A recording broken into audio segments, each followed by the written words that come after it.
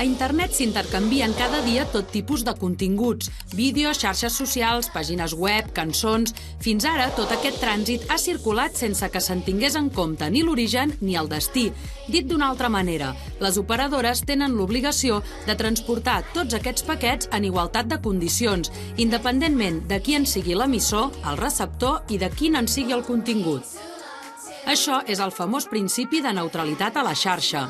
Internet va cada vegada més ràpid i bona part dels negocis de telecomunicacions ara es desenvolupen aquí. Les companyies proveïdores creuen que una visió molt restrictiva d'aquest principi els impedirà donar serveis de bona qualitat en el futur.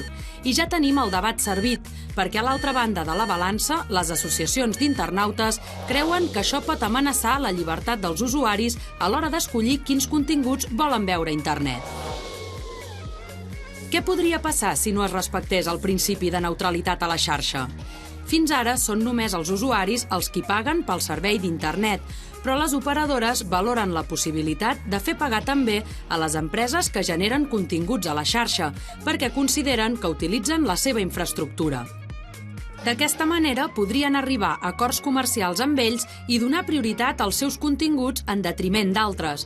Els usuaris podrien veure molt reduïda la velocitat de determinades pàgines i, en casos extrems, fins i tot se'ls podria impedir l'accés. Un dels grups més actius en la defensa de la neutralitat a casa nostra és l'Associació d'Internautes, que no hi veu només un perill econòmic. I hi hauria un perill polític evidentíssim. Un perill polític que es materialitzaria, jo crec que de seguida. Clar, serien bé els continguts inadequats, tinguts per inadequats, doncs podrien ser censurats. El debat és tan candent que el Parlament Europeu ha aprovat, encara no fa ni un mes, una normativa en un pas sense precedents que garanteix aquest principi. Un dels organismes que ha seguit molt de prop aquest procés és l'Oficina que vetlla per la llibertat dels mitjans de l'OSCE. Un dels seus membres és el professor Joan Barata. Hi havia diverses propostes sobre la taula, moltes d'elles s'havia dit inicialment que estaven més a favor o afavorien els interessos de les grans companyies d'infraestructures de telecomunicacions, però a última hora la pressió de grups o la pressió de la societat civil va fer que determinats eurodiputats fossin especialment sensibles, que introduïssin esmenes bastant importants que finalment van tirar endavant.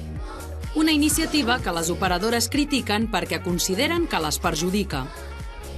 Is very restrictive and very intrusive with respect to how telecom operators need to run their networks, to manage their networks. Now, if these amendments were to become law tomorrow, which is not the case because there is still a long legislative process ahead, we believe that this would hamper our capability of delivering services like specialized services, which are, if you want, one of the most innovative services you can deliver online.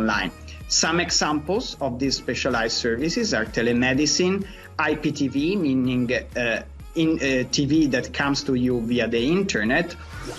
A Espanya aquest debat pràcticament no s'ha produït i el govern ha esperat que fos la Unió Europea qui es pronunciés sobre la qüestió. Es preveu que la normativa serà vigent el 2015, però la votació de fa unes setmanes només és el primer pas d'un llarg tràmit parlamentari. Ara el text ha de passar per la Comissió Europea i tornar a un Parlament que ja haurà canviat perquè entremig hi ha eleccions. Així que de ben segur que tornarem a sentir a parlar de la neutralitat a la xarxa.